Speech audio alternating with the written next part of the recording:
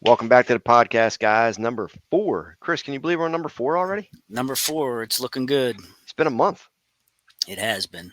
So what's going on over on your end? What's the weather over there? It's pretty warm Oh, today. lots of rain, but it got colder as the day goes on here. It was warmer this morning when I came home from work. It was chilly. 60 degrees today here. What? It was 60. 44 when I left the house, and it was 36 when I got back. Nope, 60 degrees and sunny. PA's the armpit of the world. It is, especially where you live. So, what's today's So topic, Dave? let's talk about frost eating. So Okay. there's a lot of people that's getting into. I'm starting to see these frost eating questions flow through social media. Have you been seeing the same thing? Yeah, I have actually. Yeah, Yeah. I think people are rushing a little bit, but it's good. It's good, to think about this ahead of time, and Mhm. this is perfect time to talk about it as people prepare. Yeah. Well, I think I guess the southern states they could do some frost seeding. We're getting that kind of close to there, but us guys up here in the northeast and north, we're a little bit too early. Oh yeah, yeah. Yes, So we. I know I love planting clover. Um, I I think it's a good fit for majority of properties, and I really like it when you plant it in the fall, but also it can be done in the spring. But there's other techniques and tactics you have to do because you're going to have to deal with some weed issues and Yeah. stuff like that. But either way is good. And then I want to talk about some maintenance on it, how to do it, when to do it, and so forth. Well, clover is king in a lot of places. You can't go wrong with it. I'm the king. Good gosh. Kidding. So, first of all, you have to have a good spot for this. What do you mean, good And spot? well, essential spots, perfect conditions. No, not perfect conditions, but good conditions. Hmm. It's going to grow best at least when you have 4, 5, 6 hours of filtered sunlight or direct sun. I like direct sun, of course, Hmm. every chance you get. I want to cut you off real quick on that. Go ahead. Hold that thought. But real quick, for anybody that's frost seeding clover and or you're planting anything in the woods, okay? These plants have to have sun. Definitely. Got to have sun. And I learned this years ago the hard way. I grew a food plot in the woods. The plants, what happens is the plants grow really fast, okay? And then so they'll get heavy tops, right? And then the first like heavy dew you get, the rain and wind, that plant falls over and it'll lay flat because it doesn't have that sun to be able to photosynthesize Yes. and develop heavy roots. So that plant just falls right over. Right. Okay. So if you guys are planting these food plots, I get this so many times every year. But if you're planting them and the plant grows really tall and then just flops over on the ground, you don't have enough sun. There's nothing you can do to fix it. Okay.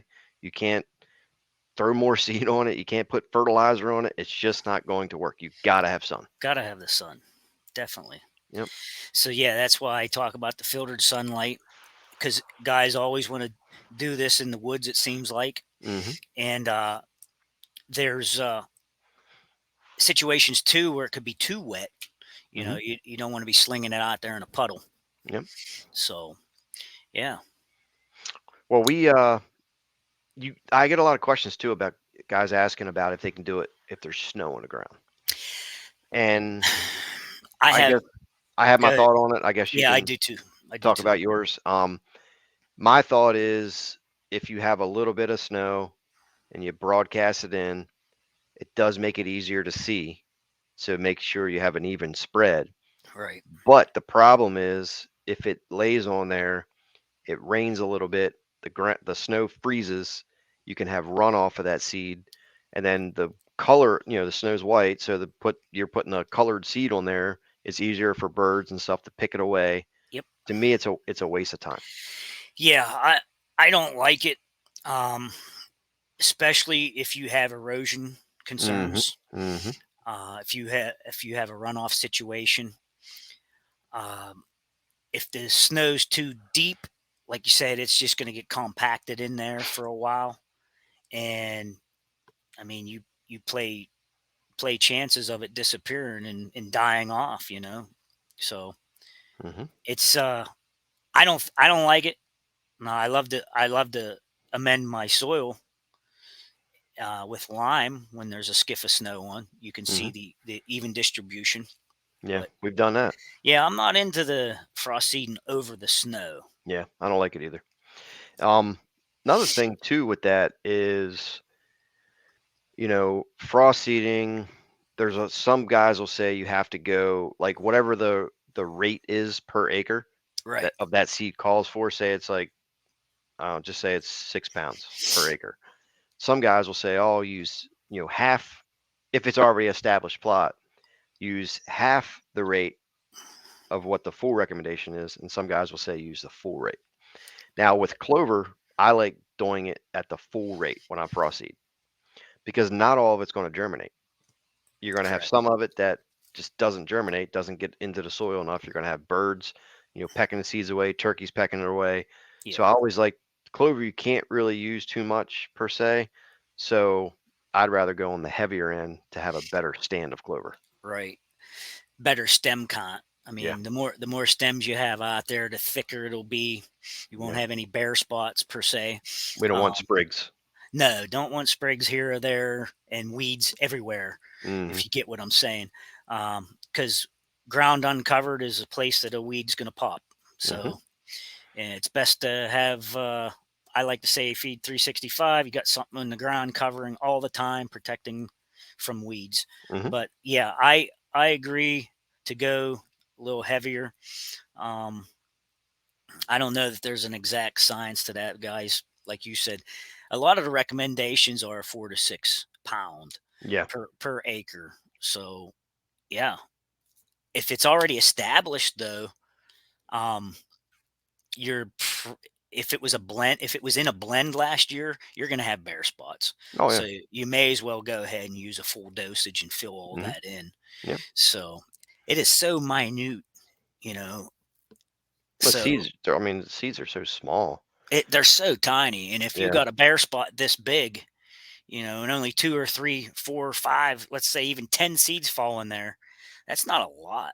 Yeah. And the guys for listening audio, Chris is showing a picture of like a 6-inch circle with his hands. Yeah, You get two seeds in there, that doesn't cover anything. no, no, that's not enough. So Yeah. yeah, a full rate, you're gonna get some coverage there, for Hmm. sure, for Yeah. sure. But here again, now that we're talking about the ground, um, it's essential to have debris cleared, Yeah. leaf litter, sticks, stones, whatever, Hmm. to get that down to the dirt. Hmm. You need that soil to seed contact. Yeah. Well, think of the wood spot we did at the old farm. Hmm. We went in there with leaf blowers and, Yep. blew the debris out and we came through and frost seeded it Yep. and it turned out great. I Yep. We've actually even had, gone as far as raking and burning before too. yeah, did that too. Yeah. I actually had, a follower send me a message the other day. It was earlier in the week asking just about this, about frost seeding. He was buying some hot chick from Domain and comeback kid, and he wanted to frost seed it into a brand new spot. Okay. And I actually turned him off of that because nothing was ever done to it. It was kind of a woods area. He was asking if he can, rake the leaves off now and frost seed it.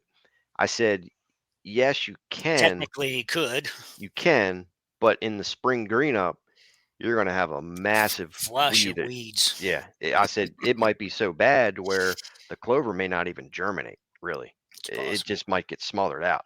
I said your best bet is to, yes, you can rake them now, do a soil test, get some lime in there now on bare ground. Wait till flush, spring green up, maybe spray it with some glyphosate or something, and then just he didn't have no equipment to really do it and stuff. I said, well, just go in there. It was a small area. I said, just go in there with a rake, rough the ground up a little bit, Yeah, right. throw your clover out, and let it rain, and you'll be good to go. Right. So there's Yeah. definitely a right and wrong, Well, and you know. there was something else I was going to talk about. Why does somebody want to frost seed? Well, because it is so economical. You don't need all this tillage equipment and tractors and things. You can do Hmm. this stuff with hand tools. You know, you Hmm. can you can go in, like Dave just said, go in and rake it out. Um, just make sure either you clip it so short or kill it off with a spray. You just gotta have that soil to seed contact. Hmm. But yeah, you definitely want to control your weeds. Yeah. Let's talk a little bit about different ways to establish clover. Okay. Some is better than others, but let's start with, obviously, let's say you're starting a brand new plot. All right. In my, what I like to do with it, and you can talk about, what you like to do too. But if it's a brand new ground, never been touched, I like to come in there and wait till spring green up. I'll spray it with glyphosate 2,4-D, kill everything off if it's brand new spot. Wait 2 weeks or something, and I will disc that ground, and then I will broadcast my seed. Okay. I'll wait till it comes up, and yes, you're going to have some weeds. Sure. And the past 3 years, I think the past 3 years, I've been using a product called IMOX.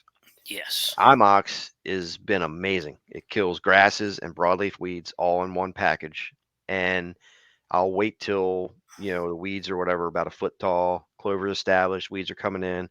I'll go through, spray it one time with IMOX. I'll wait 2 weeks or something, mow it, and then you got a beautiful clover plot. I did that as well last year. Yeah. So And that would be your spring planting. you're right. Yeah, that that did work out well for me too. I did The the IMOX. same. Yes. Yeah. The Yeah. IMOX. That thing's I mean, and it's labeled as, I think, a pond Aquatic. Yeah. aquatic herbicide, but somebody out there tried it and it caught on, and it Hmm. is amazing. I Yeah. If anybody's thinking of using IMOX, it's roughly 7 to 9 ounces of IMOX per acre, per acre. mixed in roughly, whatever it is, 20, 25 gallons of water. Yeah. But if you can hit those weeds early on in that clover plot, it is an amazing product to Yeah, it kill worked weeds. out well because Yeah. last year we had that drought and the weeds Hmm. just took over. Yeah. And I had probably 12 to 18-inch of weed. So I went out and brush hogged it, I don't know, 6 or 8 inches high, waited a couple of days for it to Hmm. start bouncing back, sprayed it with the IMOX. And that's the important part too. The active growth in the weeds have to be, they have to actively be growing. I Hmm. mean, to really take when you spray a Yeah. herbicide like that. And Well, it's a post-emergent. yeah, and they were bouncing back. I hit it. Hmm. And at first I was like, "Man, did this work?" Hmm. Because I waited like 10 days and I was like, "Wow, I don't know, man."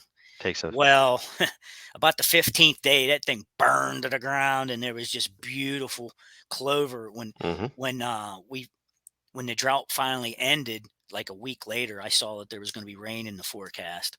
That's why I did it when I did it.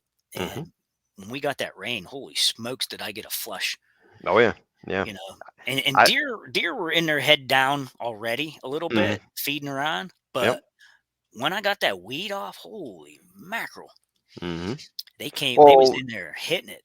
you get the weeds in there, they're taking over, nutrients from the soil Oh yeah, yeah, that it could be giving it to the clover. So when you definitely. eliminate those weeds, Yeah, then you got clover that can actually uptake use, and use. the Yep, nutrients. So for sure, therefore, it would be more palatable to the deer. for sure, for sure. Yeah. Let's jump into a fall planting. All Now, right, I've done this for many years, and I did this actually last year. I did it last year as well. Yep. So we had, or myself, I think you planted the same thing, but I had a brassica plot of bombshell Hmm. from Domain, and I mixed in a jug of comeback kid. Okay. So when you do that, you mix the clover in with your brassicas, and that clover actually has time to germinate. So it'll Yeah. roughly get maybe 3, 4 inches tall or something Hmm.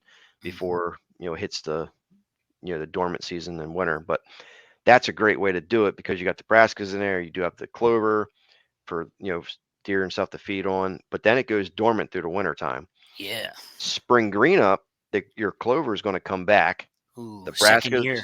Good Yes, stuff. yes, it'll come back, and usually you may have to hit it with an herbicide, but a lot of times in that case, you just mow it a couple times and you'll be good. It just really depends on how many weeds you have, but Yeah. um, that's a good way to establish it as well. Yeah, you're not gonna see a whole lot of growth come on, Hmm. but when it, after spring green up and the soil temperature gets between, you know, 50 to 65 is a Hmm. good germination for your soil temp. But Hmm. boy, once it hits 60, 65, it's starting to jump. Second year is way better than first every Yeah. time.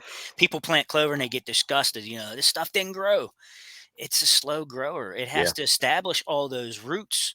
Nope. And I know you wanted to touch on this anyhow.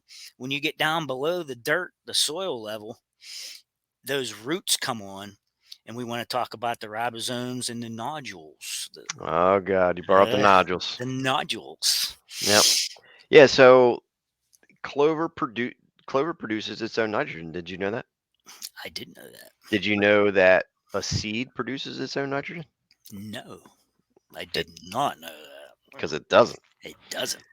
So A a lot. bag of seed does not have nitrogen in it. No. So guess what you So need to do at planting? yeah, add a little bit of nitrogen. Ooh, Now you don't starter. need a lot. Like Starter starter, fertilizer. right? Because everything needs a little bit of nitrogen to get going. Now, Sure it does. guys, it's an argument on social media. People will say, "Oh, I'm planting clover plot," and then they'll say, "Oh, I used triple 10 or 5, 15, 15, whatever," and then that person will get attacked saying, "You're an idiot. Why are you throwing nitrogen at clover? It produces its own." Right. Well, let's see. Before it can actually produce nitrogen, it's actually got to germinate and develop into a plant.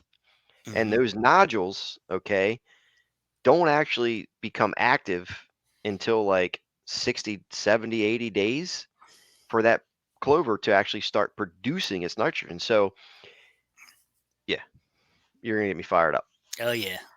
Yeah. Well, and that's why too some of these companies they prey on people like that, Hmm. and they put a fall blend together or something and say, "Oh, well, we put clover in that to feed your brassicas." Well, they're probably not going to feed the brassicas because they're not established and don't have that root system in the nodules yet. Yeah. Once they get established, now next year and the second year, if you plant some brassicas in that same spot, sure, there's some nitrogen bank there for Yeah. sure. Yeah. You'll You have know, some free nitrogen. yeah, for sure. And I mean, I don't know the math on it, like how much nitrogen it could produce, per acre. I used to know that, but I can't think of it off the top of my head. But if you have good soil and you get a good growth of nodules on there to produce, it's a decent amount of nitrogen. Um, but nothing's going to be as powerful as adding fertilizer. Right. I mean, people kind of don't, like to add the whole synthetic fertilizer and everybody's into this no-till stuff now, Well, but the no-till guys say that the atmosphere is full of free nitrogen, it and is. Yeah. it is. And you got rainfall, rains, nitrogen, and all that. So, That's part of your um, photosynthesis, though. I mean, come yeah, on. right. Everybody So, does know that. So hmm, that's really not an arguable point. yeah. So, But I mean, for if guys optimal, are, yeah, you know, yeah. go So ahead. if guys are planting clover, just realize that a bare seed doesn't produce nitrogen. It has to develop. It has to, like Chris said, you have to get. It takes time to develop those roots. Then the plant actually starts to grow, and then it takes time. Like it takes whatever it is, 45, 60, 70, 80 days for those little balls really that grows on the roots, and that's your nitrogen. So it takes time. So you have to give it a little bit of Not only nitrogen. not only that, but like I said earlier, germination doesn't even happen till 50 till the soil gets Yeah. above 50. Hmm. So a guy might throw it out there in, you know, March, April, May, like where I'm at. Sometimes you can still get snow in May, Hmm. and they're not seeing anything and they're worried. So you have to have the soil temperature up. Have to give it time to establish Hmm. before you can even get nitrogen banked. Yeah. So, Yeah. Another yeah. thing too, I want to just touch on is too a lot of I've seen it on a few other companies that sell clover seed or seed in general, but they'll put on the bag, 30% protein. Oh, Okay. you Well, have to have right. optimal soil. Yeah. So people will say, they'll buy this bag of seed and say, hey, before they even plant it, I see posts of it online all the time. I'm feeding my deer 30% protein. Well, no, you're not. I mean, you could, but it takes a lot of stuff to work together in that soil, a really high quality soil, Yeah. in order for that clover to actually produce 30% Yeah, your soil test needs to be spot on. yeah. So just because the bag says it, yeah, well, yeah, clover can produce 30% protein. Yeah, But if your soil's not right, it's never going to produce that. right. So don't that's kind of a marketing tactic that some companies use. Sure it is. Like I said before, they But prey on people. yeah, it's just not an accurate statement, really. No, it's not. It's Yeah. not. So, how about what kind of seeds can be frost seeded? And I've got a list of things that I can say off. Let's just like legume type species, which is basically all clover and alfalfa. Hmm. Things like bird's foot trefoil, uh, chicory. Hmm. Um, some of the better ones to establish frost seeding is red clovers, ladino whites, alsike. Those are the things like that you want to be frost seeding. Hmm. Orchard grasses you can frost seed, but who really wants that? Yeah. If you're creating a pasture, Yeah. okay, for animals, I mean livestock, not your deer, Right. but like orchard grass and fescues and things like that, they can be just Hmm. for informational purposes. Yeah. Any kind of clover, chicory, alfalfa, all that stuff can be frost seeded. Now, Now, you got one thing I did want to say though is it is not recommended to frost seed alfalfa into existing alfalfa. yeah, I was getting ready to say that. There is a thing called autotoxicity, Hmm. and you should not be frost seeding alfalfa into alfalfa. Yeah, So the keep that exist. in mind Yeah. if you're planning on Yep. doing this. Yeah, the existing alfalfa will kill the new alfalfa. The new alfalfa, exactly. Yeah. Yes. Yes. Yeah. I've seen a lot of guys say that they're frost seeding alfalfa into alfalfa, and it's not going to work out for It's you. not going to work out. I mean, it's proven. Yeah. You can look I that mean, up. the original alfalfa will still stay there, Yes. but Yeah. you're just not going to get the new growth of alfalfa that you frost seeded. Yeah, and another thing, it's not a bad thing to use annuals and perennials together Yeah. when you're frost seeding. But what I wanted to touch on was how long can you get out of your perennials? Hmm. Well, a lot of them, like a red, they'll say 2 to 3 years. Some of these other ones maybe 4. But there again, that's why you're going back and frost seeding too. If you Hmm. want that to last longer, you go in and frost seed, top it off, and whatever you may lose, you'll regenerate. Okay, that's the whole idea behind this. Plus, it's just economical and easy Yeah. to get Well, established. another thing too is waiting until your clovers, flower out and get clover seeds, and then you come in and mow it. So Yes. that's your free. You're basically just reseeding itself Yeah, at that's that true. point. That's true. So that's a good way to kind of keep that clover plot established. Hmm. Hmm. But if you don't do anything to a clover plot, you just maintain it by mowing. You're not frost seeding, but you're just mowing. I mean, you'll get a few years out of it. Yeah. But the whole idea is to keep that perennial going. So you're mowing it once it produces the you flowers on it and it starts to create seeds. But then you're also frost seeding, and you should be able to get, I mean, five, Yeah. 6, 7 years. But Yeah. with that too is there's only so many nutrients in that ground. that the clovers can it can only pull so much out. So it's still best even on those perennials, I think, to get a soil test each year and Yeah. just, on spring green up, you can just go in there and just broadcast what it needs. I do them every year. Soil If you test. Yeah, soil Yeah. test. Like Penn State, they'll tell you one every 3 years would be Hmm. sufficient. Yeah. I like to do it every year. I Yeah, I do like to too. see where I'm at because guys, if they followed us any length of time and they've seen us talk about soil tests, I always beat on the number of your pH equivalency, Hmm. your number that you have. And I always talk about, like, if your pH is lower than like a 5.5, Hmm. that's 50% of your fertility that's not being used.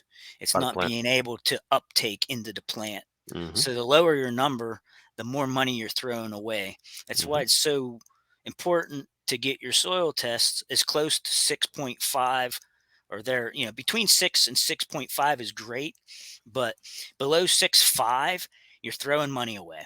Hmm. A percentage of your fertility is wasted. At that And point, you're just better off adding lime yeah, and not fertilizer because it's not going to be utilized. yeah, and it just, the way things are right now with the cost until it comes down, if it comes down, Hmm. uh, yeah, you want to get that pH spot on. Yeah, I do them every year as well. I usually do them around the same time. I'll do them in like March or April or Mhm. something, and don't do it when the ground is frozen. Me and you did that. Yeah, we tried it. Yeah, not a good idea. We didn't think it was going to be that frozen, and we had No, we had a funny video about that, and it was yeah, epic. yeah, We it was went funny. and bought spade bits at a Hmm. hardware store as big as we could find and Hmm. put them in a cordless drill, and we was poking holes. It looked like we was ice fishing. Hey, We was we got below the frost we level. we did, and the soils were, or the tests worked out, but Hey, we were that was there. tough. We were there. Had to get it done. Yes, sometimes you got to do what you got to do to get it done. It worked. Yeah, we needed safety glasses and everything. We had shavings, and ice, and debris Hmm. flying everywhere in our Yep. eye. Yep. It worked. It worked. It did. We made it work. It Yeah, it was was pretty funny. funny. It Yes, it was.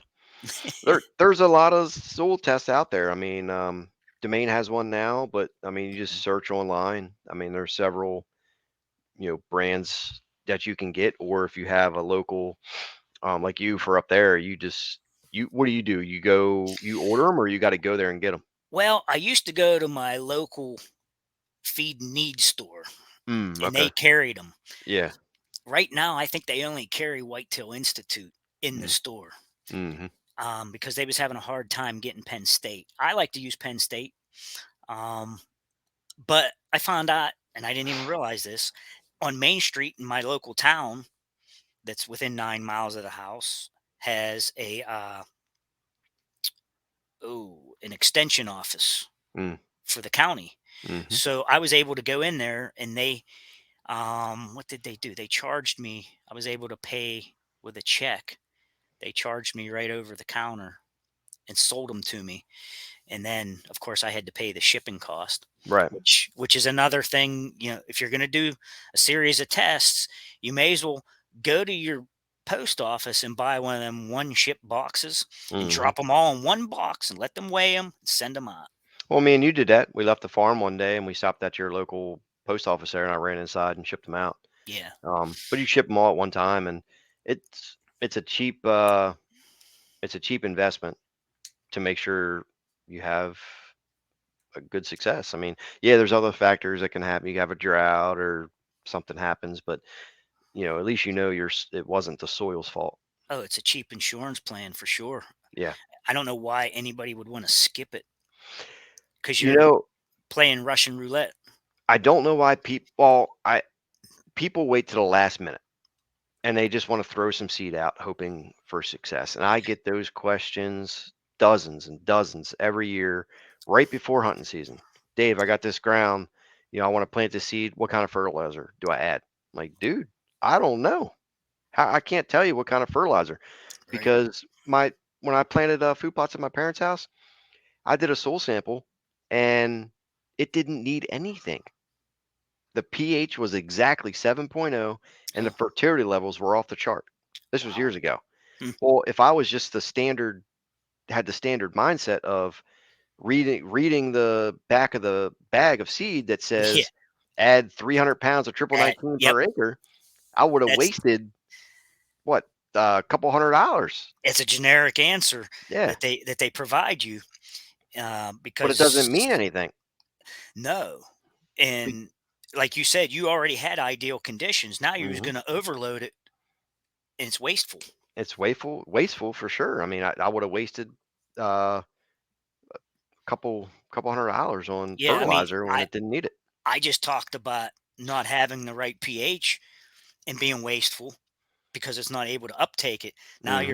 Now you're going the opposite way. You're saying you Hmm. had ideal conditions and you're going to add it and you're just throwing it away. Yeah, all you got to do is get a soil sample, and one, that soil sample is either going to make you spend more money, or two, it's going to be a relief and say, hey, my soil was good. Don't I need don't need anything. anything.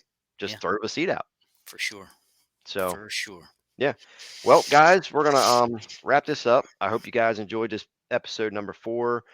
If you guys are watching on YouTube, don't forget it's on iTunes and Spotify, all that good stuff. And the guys that are listening to it on the audio, appreciate your views and listens and all that. Yeah. Thanks for watching us on YouTube.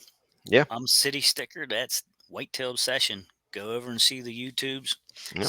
Subscribe. See you Dave, guys. you got anything else? I got nothing. Okay, man. All We right. out. Later.